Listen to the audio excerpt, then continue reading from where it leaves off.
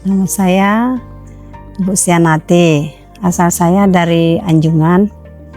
Saya pelayanan di tempat ini sudah sekitar jalan 16 tahun di Desa Semuntai, Dusun Blungai. Keseharian Kak saya di sini, kami pelayanan. Misalnya habis beston doa pagi kami kan, kami siap-siap berangkat kerja noreh, yang pakai alat tadi kan, noreh. Pakai torehan seperti karet itu. Itu kami tore pagi-pagi, nanti sekitar jam 10 kami pulang. Pulang misalnya saya buka warung di sini, saya jual lotek.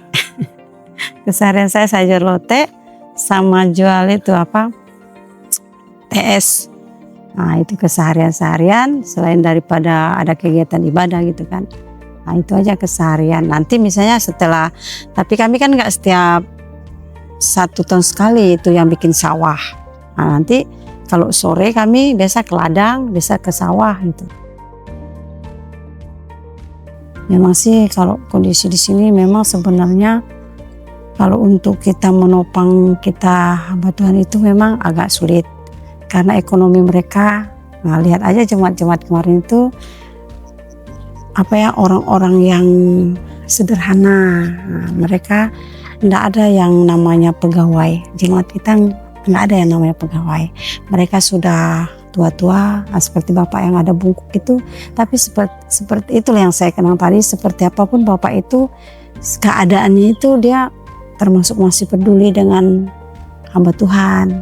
Masih ada dia bisa berkorban sekalipun dengan kondisi seperti itu, itulah.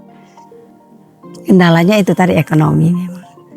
Ekonomi kalau memang melihat secara sehari-hari misalnya kalau kebutuhan, kalau lihat kita pelayanan hanya untuk lihat persembahan memang kita nggak mampu. Karena memang nggak mencukupi. Itu karena tadi sehari-hari kami menoreh. Bikin usaha lain dan bikin ladang, bikin sawah. Itu untuk mensupport tadi kan. Makanya saya bilang tadi kalau untuk persembahan 1 hari aja nggak cukup. Saya tahu dari Yaski itu dari pimpinan daerah kami. Dia bilang ini ada Yayasan Yaski yang mau membantu hamba Tuhan di pedalaman. Tapi nggak banyak, dia bilang kemarin kan. Ini nomornya. Bilang ibu bikin kesaksian pelayanan, terus ibu kirim. Terus ibu mau usaha apa? Terus saya ngusulkan, bagaimana kalau saya piara ayam potong aja? Udah ya nggak apa-apa. Terus ibu saya rinci. Terus memang lebih sebenarnya kan, ibu cuma dapat sekian. Nggak lama kemudian 2 minggu cair langsung, kata Pak Romen 1 minggu harus langsung usahakan. Jadi Bapak ngejar bikin kandang kan, saya pergi beli bibitnya kan, harus ke Sintang. Saya beli bibitnya, langsung saya masukkan, saya kirim lagi kan bahwa bibit itu sudah nyampe. Udah oke. Terus berkembang lagi kan, selanjutnya udah dia besar kan, dia 28 hari itu udah ada sekilo. Pas setelah panen kemarin juga saya kirim sama Bapak dari Yayasan Yaski. Itu kemarin tuh awalnya saya juga nggak sangka kok bisa ada ketemu Yayasan Yaski gitu kan.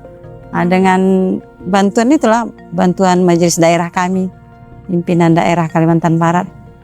Harapan terbesar saya kemarin tuh supaya bisa ekonomi kami secara keluarga gembala, biar anak-anak saya bisa melanjutkan sekolah gitu kan.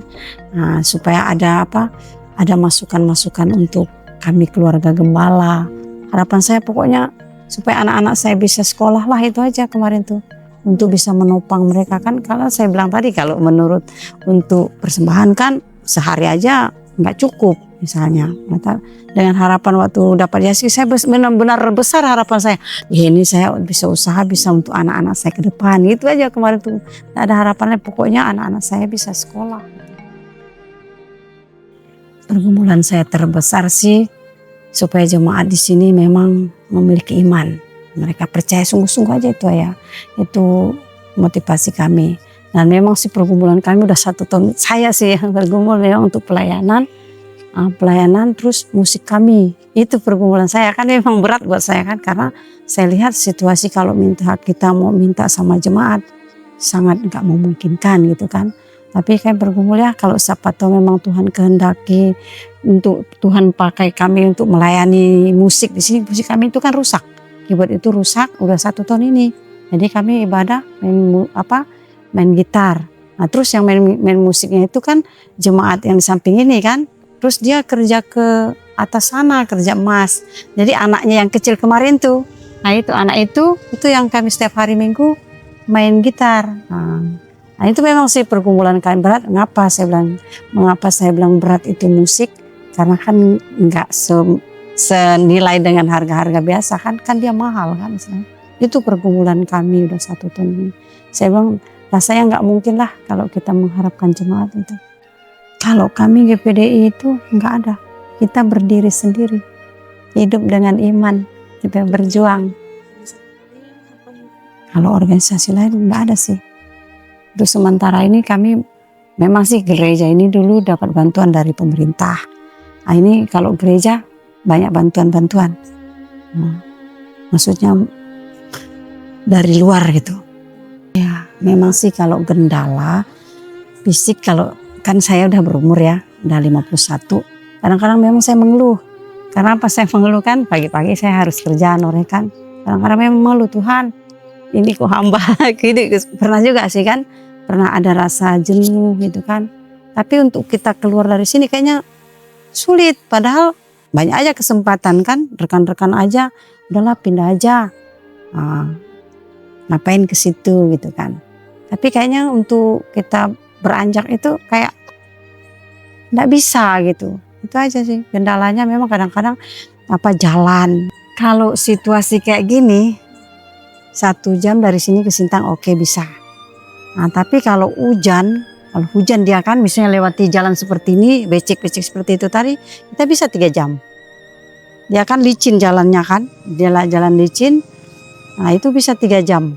Tapi kalau memang jalan bagus bisa juga saya setengah jam.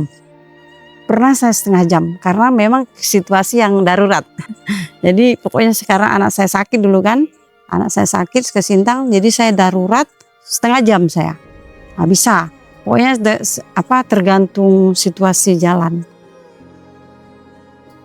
Harapan saya kami sebagai gembala jemaat itu bertumbuh, memiliki iman sungguh-sungguh. Mereka tidak menyimpang lagi, tidak menyimpang ke kanan, maksudnya tidak melakukan hal-hal yang bertukunan, misalnya kan pegang-pegang jimat misalnya. Harapan kami mereka memang benar-benar bertobat itu kan, benar-benar setia, benar-benar sungguh-sungguh mencari Tuhan. Itu aja harapan kami, supaya mereka juga bisa menopang sekalipun keadaan mensupport kan. Perlu perhatian karena untuk menjangkau tempat itu sulit. Terus juga perekonomian, perlu diperhatikan supaya mensupport, menyemangati hamba-hamba Tuhan yang ada di pedalaman kan, supaya mereka tetap semangat. Oh iya, masih ada perhatian sekalipun sulit kan gitu kan, masih ada perhatian dari rekan-rekan yang ada di sana yang sudah benar-benar diberkati Tuhan kan gitu. Untuk rekan-rekan hamba Tuhan yang ada di pedalaman, jangan berkecil hati, tetap setia melayani Tuhan, apapun keadaannya tetap semangat. Karena ada pengharapan yang Tuhan sudah tunjukkan bagi kita. Ya, pokoknya yang penting jangan berkecil hati, tetap semangat, tetap setia, janji Tuhan akan digenapi.